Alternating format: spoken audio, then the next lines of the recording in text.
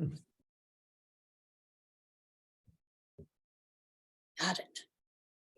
Well, I want to welcome everybody again to the Local Energy Advocates meeting, where we are hosting Larry Chretien to speak to us. Larry is the executive director, is that the right term, of the Green Energy Consumers Alliance. And the Green Energy Consumers has done a lot of different programs, both for moving individuals and communities and policy forward to a greener reality.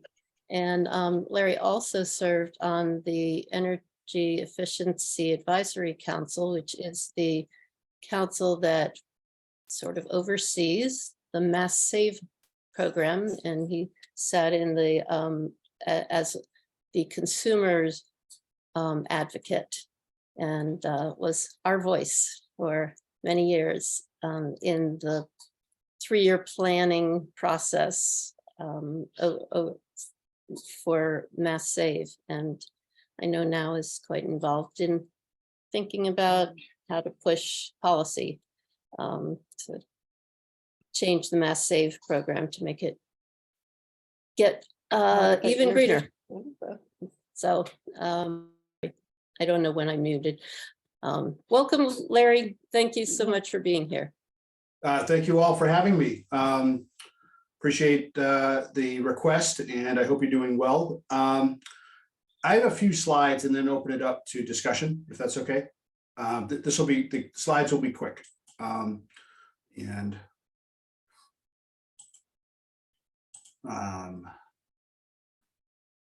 So let's see, can you see my screen? Mm-hmm. Yes. Okay. And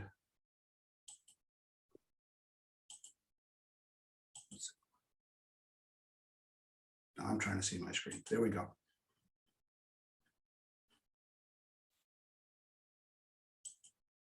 Okay. So we are the Green Energy Consumers Alliance. We're a nonprofit organization. We serve Massachusetts and Rhode Island. As Andra said, we do a lot of different programs in advocacy, and our mission is to use consumers to speed the transition to a zero carbon future. Speeding the transition is really core to what we're all about, which is we know the transition's happening, but we want to make it go faster, right? So I got the impression you are focused a little bit on, I know you're doing a lot of great work in clean energy, but in particular clean heating, I think. So first thing I would say is that we're doing a lot of presentations and we're talking to a lot of consumers about the Inflation Reduction Act and Mass Save. And I don't think that very many people are aware enough about all the benefits that are in the Inflation Reduction Act and Mass Save. So we're trying to get the word out. It's very complicated. And I think that's an area that you folks might want to focus some more time on. I know you've been doing some of that, but so Mass Save, this is information I know you already know, but it's probably the most generous incentives for heat pumps in the country, $10,000 per home if it's a whole home project, $1,250 per ton of capacity for a partial home.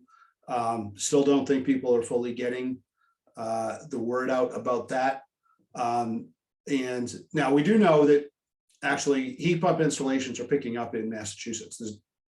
So I don't want to say no one's getting the impression, no one's getting the word, but I think we've got a long way to go to fully educate everybody. But there's been polling some done that shows that people are very unaware about all the benefits of the Federal Inflation Reduction Act. So just to highlight real quickly, that there are for energy efficiency, there's a 30% tax credit, which is up to $2,000 for heat pumps or heat pump water heaters. It's a particularly great deal for a heat pump water heater. And then if you upgrade your electrical panel at the same time that you do the heat pump or the heat pump water heater, you get a tax credit of $600. So that's a total of $2,600 in that 1 year. But you can keep going back for tax credits in this area. So you could segment your work, phase it in, or do it in stages. So for example, in my house, we're probably going to do a heat pump, water heater, and an electrical panel upgrade in 2023, and then get the $2,600 tax credit. And then we'll probably do heat pumps the year after or something like that. We're also going to probably take advantage of the other tax credits you see on the screen. That you can get tax credits for windows, skylights, electric panels, and so forth. $2,000 heat rebates, tax credits for other items.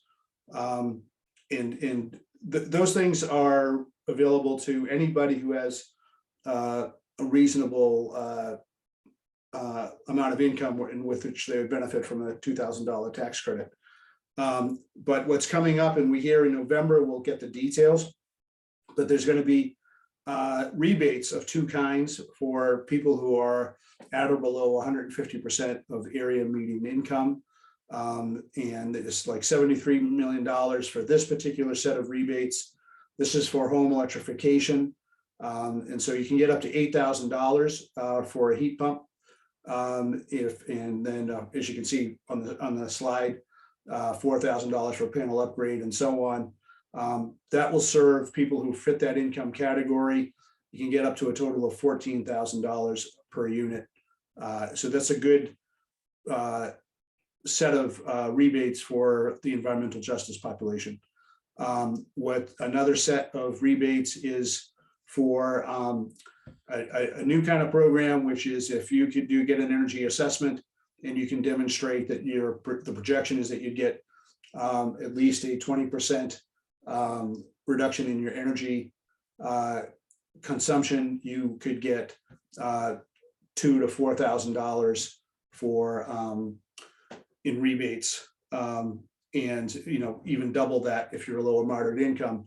And all these rebates are additive to the tax credit that we just talked about, and they're additive to the Mass Save incentive of $10,000. So when you put all this package together, particularly for low and moderate income folks, they can get probably almost all of their heat pump cost or home electrification cost covered by the Inflation Reduction Act and Mass Save. You probably have seen this, but if you haven't, we're pushing this hard. Rewiringamerica.org has an excellent Inflation Reduction Act calculator where you put in your zip code, homeowner status, household income, tax filing status, household size, and it basically will give you a printout telling you essentially what kind of bank account you have with Uncle Sam to go forward with not just home electrification and energy efficiency, but also for solar. As you probably know, there's a 30% tax credit for solar now. It also applies to home energy storage with or without the solar. But with the Inflation Reduction Act, the point we're trying to get to people is it's going to be in existence for 10 to 12 years, depending upon the tax credit. And so we're saying to people, you don't have to do everything today. We don't want you to take forever because the planet needs you to do something sooner than that. But you can plan and act on your plan over the next few years. And within 10 years, you should try to get yourself to net zero. Because previous to the Inflation Reduction Act, a lot of these tax credits were might have had a 2 or 3 year duration, and then they would have to get re-extended and that sort of thing. But this gives us a lot of time to plan. We have a program at our organization. Loie Hage, some of you might know, has done some great webinars. We don't install heat pumps, and we don't have engineers on staff. Loie does a great job. We're trying to tell people about the benefits of heat pumps. And what we do is if you go to our website, we'll refer you to Abode Energy Management that does have the technical expertise. Between Abode and ourselves, we've identified a number of installers that we have found to be reputable. We're having difficulty finding installers who want to participate in Western Mass because they seem to have enough customers, is what we're told. But you could get the list of installers at no cost. But if you wanted to compare the quotes you would get from installers, Abode would charge $75, and they would do a virtual consultation about your home for $150.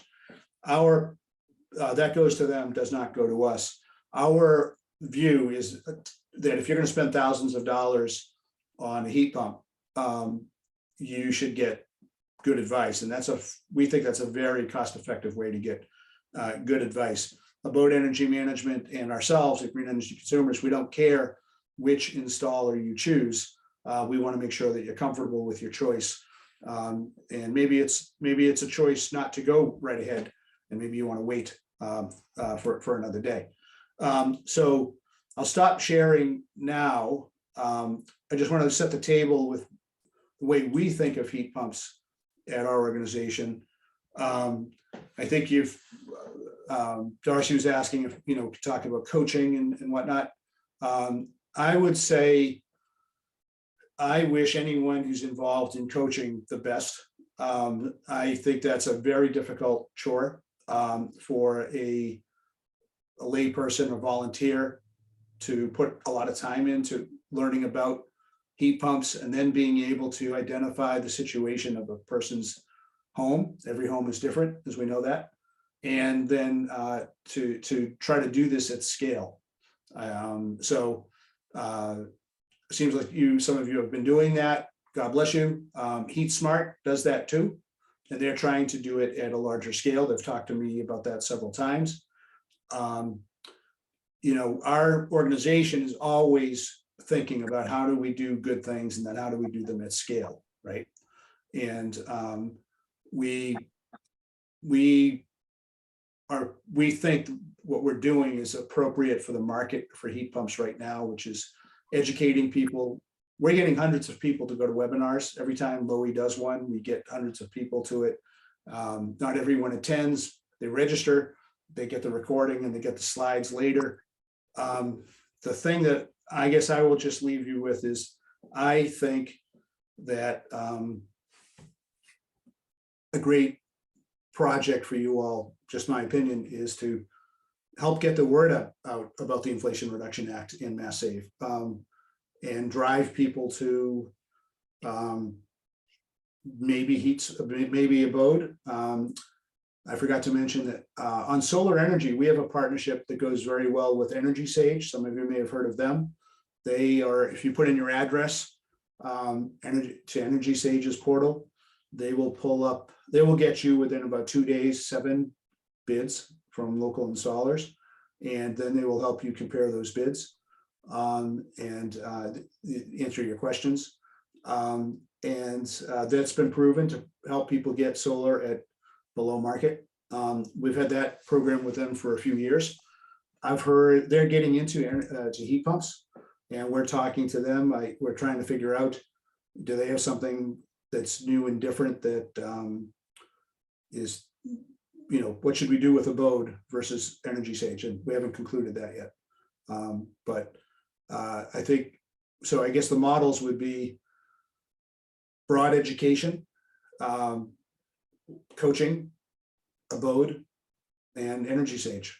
If heat pumps are your target, I guess I would add what we're always trying to say to people is, because we've done this, we've tried a million ways. For years, we were promoting getting people to choose to buy greener electricity, right? That's something some of you may be aware of. And we're very proud of that. But that's a one-trick pony, or was, right? Then we're trying to get people to go to Mass Save.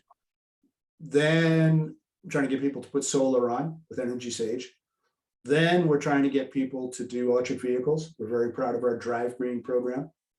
And now we're trying to talk to people about heat pumps, but we're also talking to people about heat pump water heaters, induction stoves. And I think it's limiting if you talk to people about just one of those things. What I think seems to work is trying to explain to people, they have all these options. Some people need a car, and maybe you should spend more time thinking about the electric car. Some people might be a better candidate for a heat pump or heat pump water heater. And you try to, what's the expression, talk to them where they are, and then explain to them the panoply of incentives that are available from the feds and from the state. And then, those are the things we can do at scale, is that kind of education. Thank you so much, Larry. I just want to say that the reason that we local energy advocates wanted to have you is because we're also interested in scale. Right. Although we are, local and focused on Western Mass, we would like to create programs that can then, be replicated elsewhere. And so the questions that we have, and we're going to start with the questions that the board already put together, and then anybody who has their own questions, you can put it into chat, but we won't be taking any questions about your own house. This is going to be thinking about programmatic changes that we can contribute to as an organization. So why don't I kick off the questioning with some questions that we came up with in advance, which were things like, well, how do you at Green Consumers Alliance measure your success of these various programs? And what lessons have you learned about how to motivate individual households? Those are two big questions. Well, for some are easier than others. Some of our programs, we're measuring success on our green electricity program has grown leaps and bounds. It's evolved. We went from we tracked success in that by the number of people who bought green electricity, individuals or businesses. But then it evolved. Now we've got a lot of communities doing municipal aggregation. And so we're working more on that. And so we track success by the number of communities that are doing aggregation in Massachusetts and the number of renewable energy certificates that are flowing through the aggregations above the requirement of state law. That's easy to quantify. We were going gangbusters on Drive Green. We're measuring success by the number of people who hit our website to learn about Drive Green and the number of people who got a car by going through our program. Then COVID hit, and that kind of screwed up the whole market of electric cars, and we had a supply chain crunch, remember, with the chips and the whole bit. And the market's now beginning to recover in that respect. The supply chain's picking up a bit, but then the Inflation Reduction Act, we're all going to love the thing. 10 years from now, we're going to look back and think it was the greatest thing since the revolution. But for the next year or two, the tax credits on EVs are very complicated. And so there will be some people who are might wait a couple of years before their car becomes eligible for the tax credit again. So we're not measuring the success so much about the number of people who are getting an EV through our program, but we are continuing to look at how many people are attending our webinars, how many people are going to our website. We have a very good marketing staff that are able to track that sort of traffic.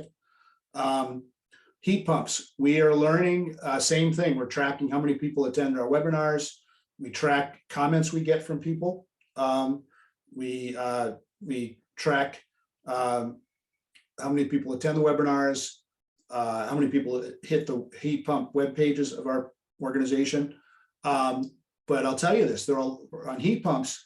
We think there are a lot of tire kickers. We're getting, if you think of a funnel, we're putting a lot of people into the top of the funnel, and we're not surprised by this. Here's what we have learned over the years, and we were involved in helping put solar on people's roofs over 20 years ago. How many of you know what it costs per watt for solar today? It's on a home, it's $3 and something, right?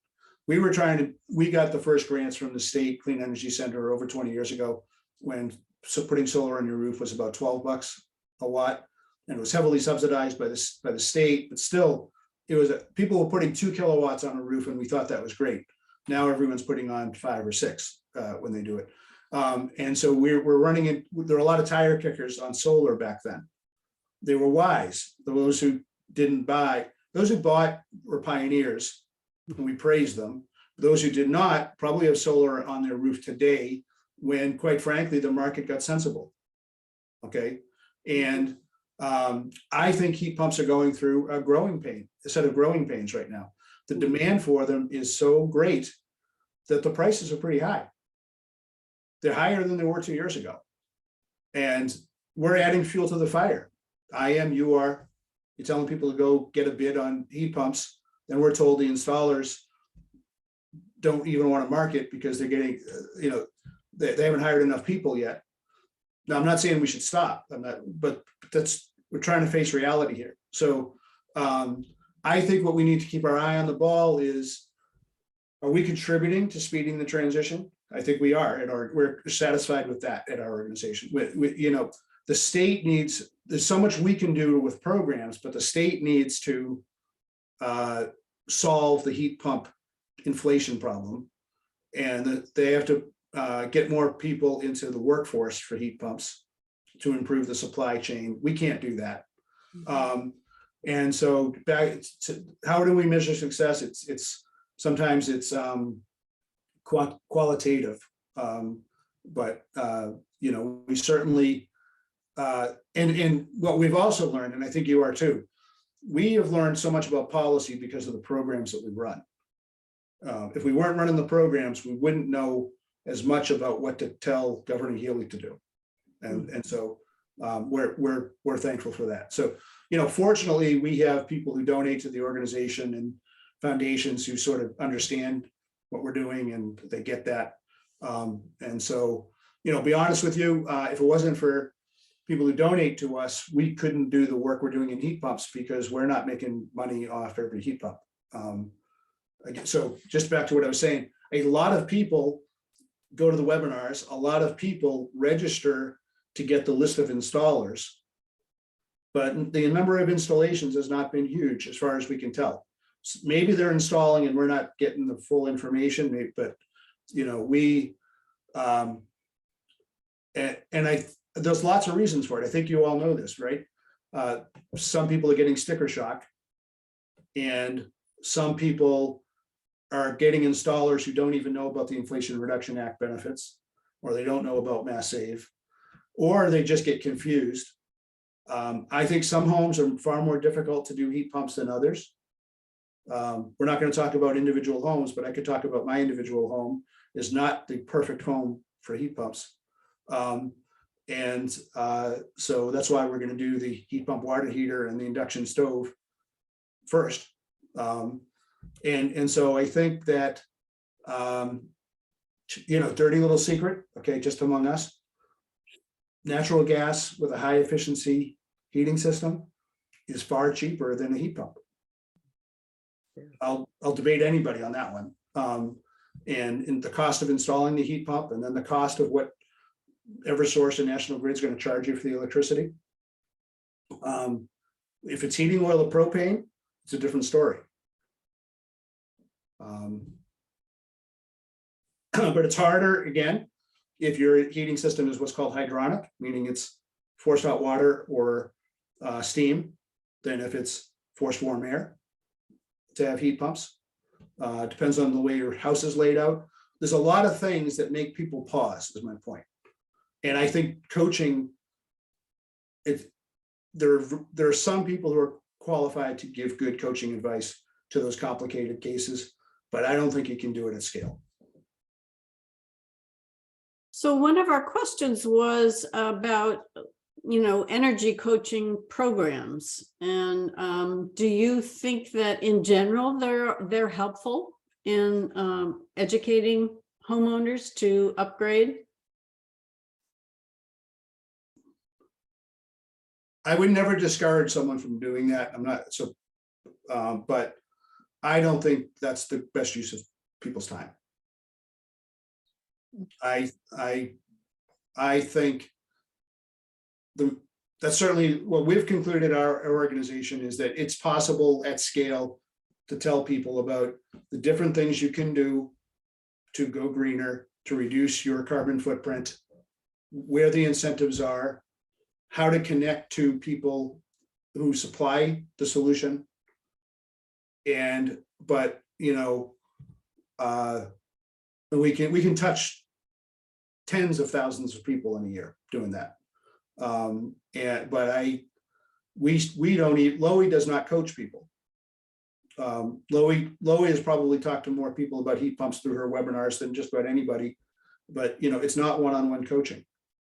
I don't think we can get enough coaches in the field at scale. And I do that with all due respect. And again, what I'm trying to say is you could be trying to talk to somebody about a heat pump for hours and hours and hours and hours, when maybe if you were just a little bit, took a step back, maybe they could do a heat pump water heater or put solar on their roof, or maybe they could get an electric car. And it's sort of like, not seeing the forest for the trees or something, maybe is the metaphor. So it sounds like you're recommending information dissemination rather than coaching about individual homes. I don't know if I'm going so far as to recommend against coaching. It's really not for our organization, I would say. And if I'd be happy to hear if someone here on this group wants to say that coaching can be done at scale. I'm all ears. I listen to Heat Smart and others. I guess when I talk scale, even your communities, the lovely communities of Western Mass, some of which are small, you're talking to, with coaching, you can only reach a small percentage of the people in a small town. With probably as much effort, you can probably tell a lot of people about the Inflation Reduction Act and Mass Save and other things, and see how that goes. I think that's just a thought. But for example, Abode and the Heat Smart Alliance do offer coaching services. And do you have any feel for which one might be better? Oh, okay, so there is, now we use Abode. That's what I'm trying to say. We drive people to Abode. And this is what I know about Abode is everybody who works there is a professional and they're organized. They've got a website. They're talking to all the installers. They know every OEM, original equipment manufacturer. They know, they could tell you all the different makes and models of Mitsubishi versus Fujitsu. I don't ask Lowy to keep up on all that. She absorbs a lot of it. She knows more than I do, but there's something to be said for professionalism in that respect. There are some people at Heat Smart who probably could work at Abode and add value to Abode, but I don't think there's enough of them to do it at scale. You know what I'm saying? Like, so I'm not saying a coach can't help a person. It's obvious a good coach can, but I've done a lot of things, we all have, right? I was a youth soccer coach. Some youth soccer coaches are great. Some are awful. With volunteers, you get what you pay for sometimes. So I guess I know a fair amount about heat pumps. I don't know enough to try to solve some of the harder cases for somebody. Let's just try to be honest with each other. So one of the reasons that Local Energy Advocates was formed was to work with our impending CCA and Joint Powers entity. And so we're interested to know, because you have a feel for lots of CCAs around the state, what can you tell us about what CCAs are doing a really good job of encouraging energy efficiency and accelerating climate action? Excellent question. I'm going to answer that. That's one of my favorite questions, but if I could, I forgot one of my cliches. Greening the grid through CCAs and things like that is easy. finding the right car for somebody, that an electric car for someone who wants to drive is easy. Now, it's getting easier every day.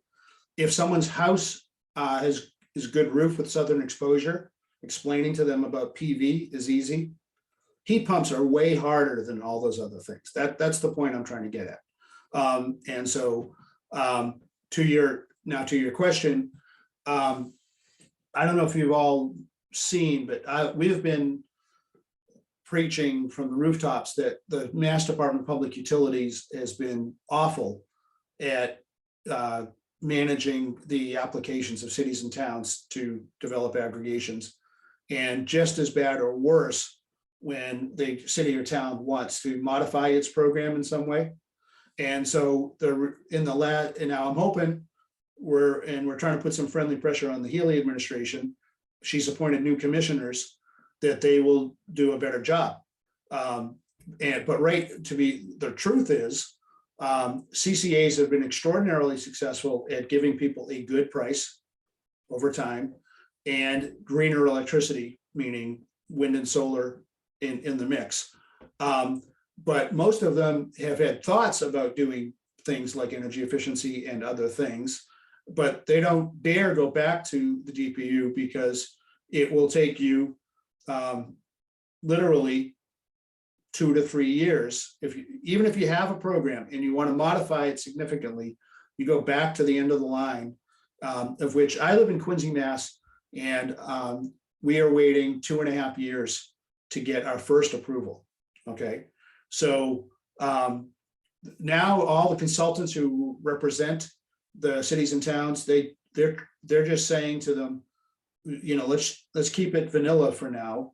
The best example, and I'm not sure how replicable it is for energy efficiency, is the Cape Light Compact. They have been doing it for 2 decades, and they've been fighting a battle. They have Maggie Downey, who runs that, is one of the most persistent people you'll ever meet. One reason why they can do it is because they have like 200,000 customers. You cannot run an energy efficiency program of quality at small scale like they do. They do a really strong program because it's the 21 cities and towns, 20 towns on Cape Cod plus Martha's Vineyard. The city of Boston is big enough to justify it. I'm not sure Worcester is. What I've been saying, my job even before Green Energy Consumers Alliance was I ran a weatherization program and fuel assistance for Quincy Community Action. So I know about energy efficiency. I was on the Energy Efficiency Advisory Council, as Andra said. To be honest with you, my advice is not for a city or town to run an energy efficiency program. It's to use your power to make Mass Save better, or to we need to change Mass Save, or we need to replace it, pull it away from the utilities, and have one state. I'm not sure. I would prefer all of us who can't stand the difficulties of Mass Save work together to have one independent nonprofit organization that's not shareholder run for energy efficiency.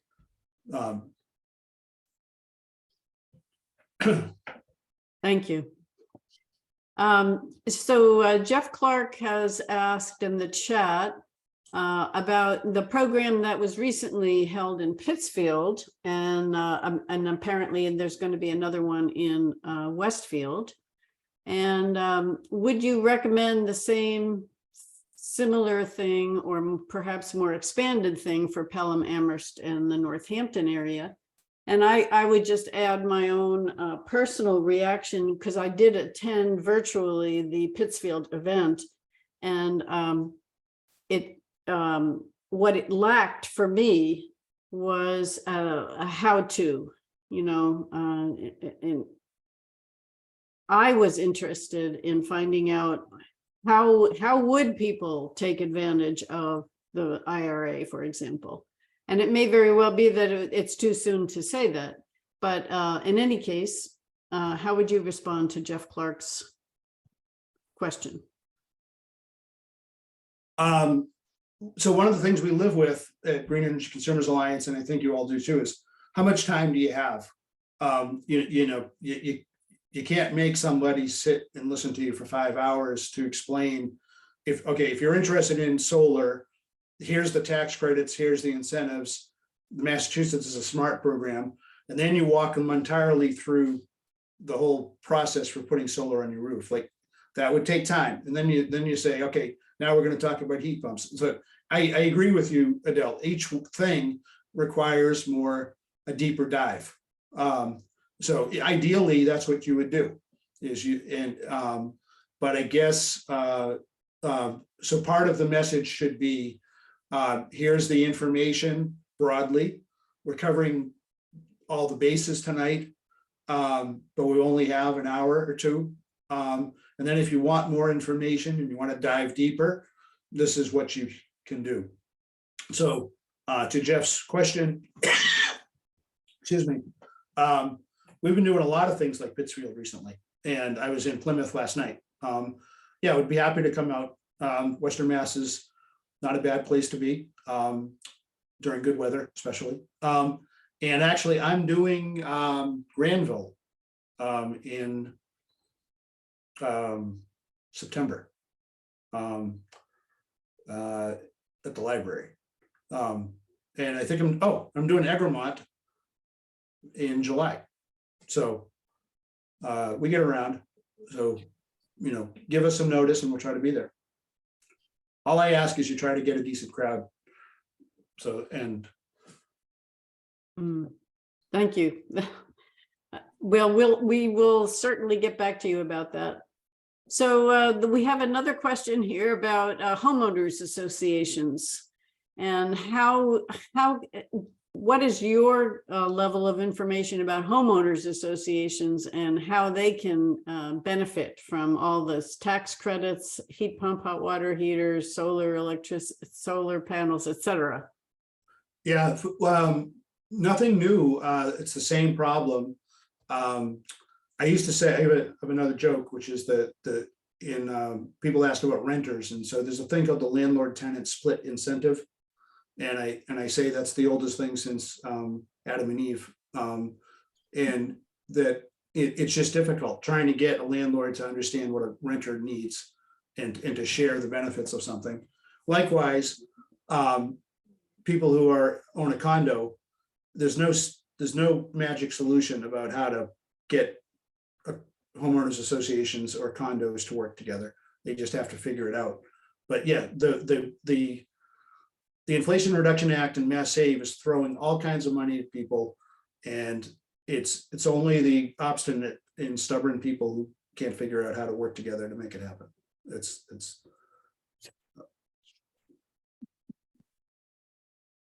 But hopefully the lawyers won't take all the money trying to figure it out.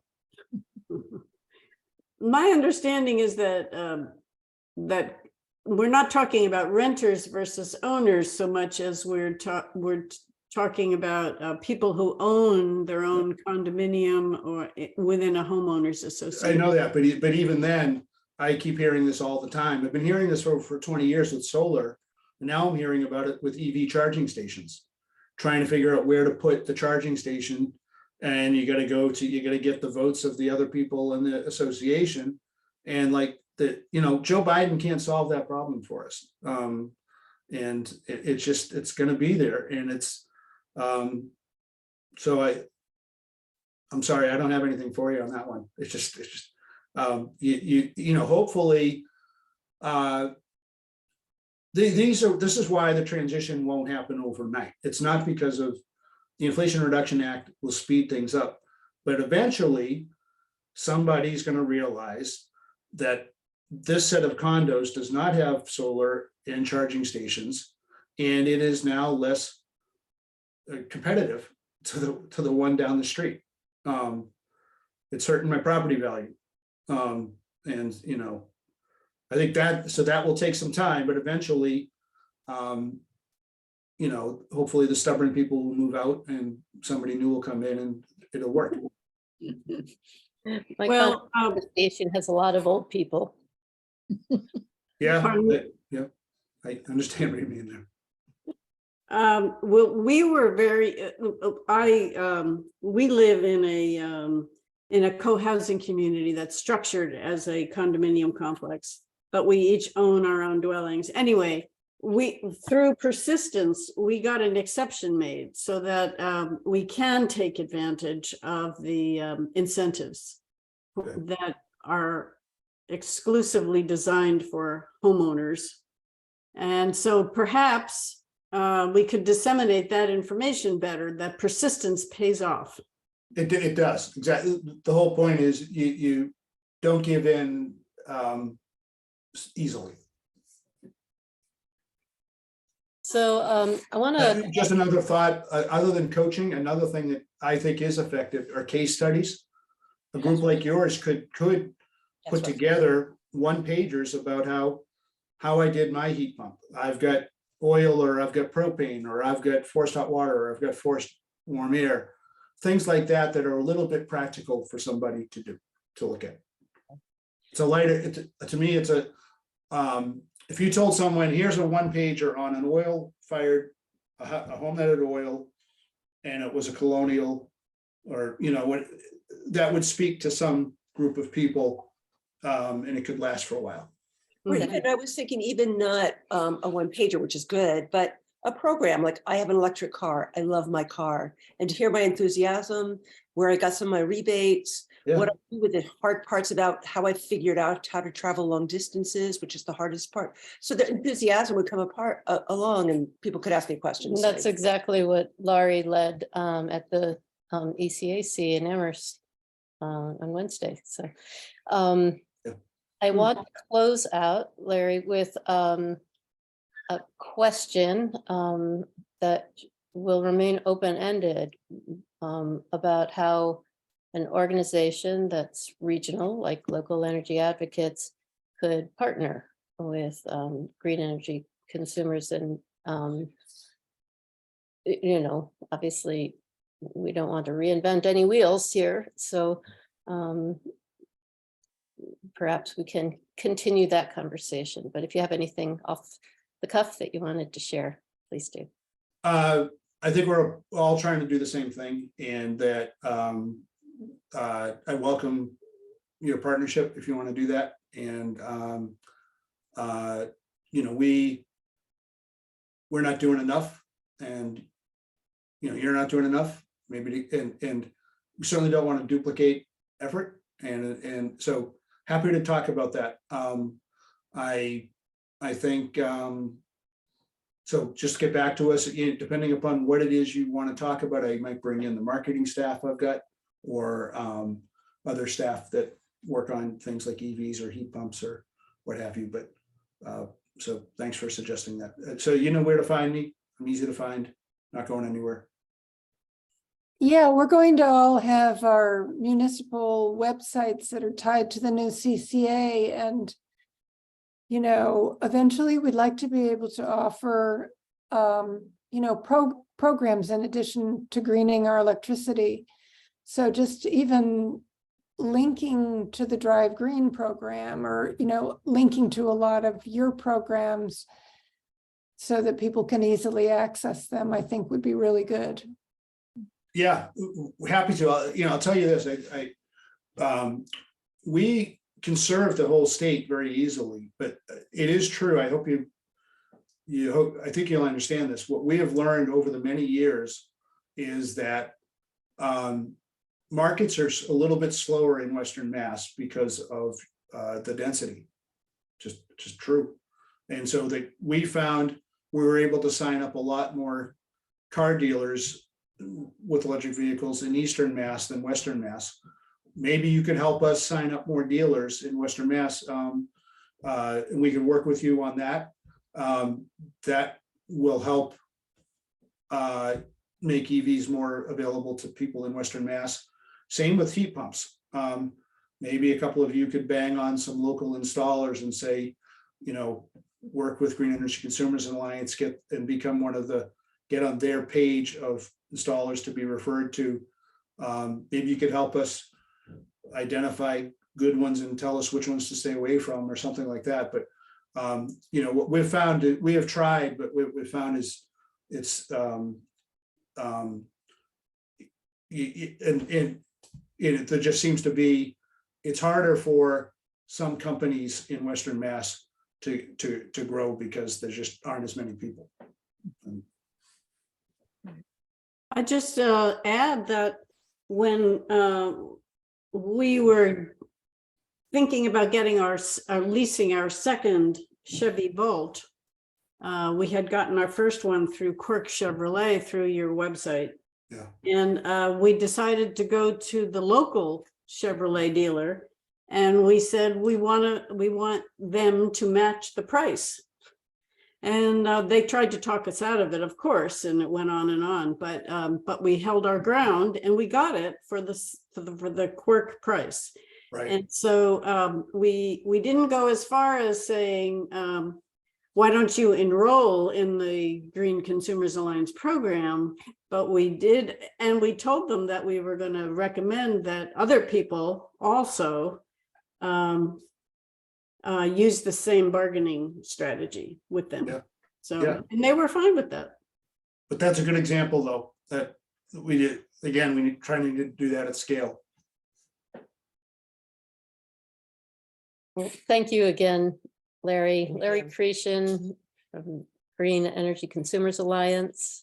And thank you all for coming and learning what you learned. If you haven't joined the Local Energy Advocates mailing list, you can go to our website, which is localenergyadvocates.org, and sign on our contact form, and you'll be on our mailing list to hear our next presentations and updates on what we do.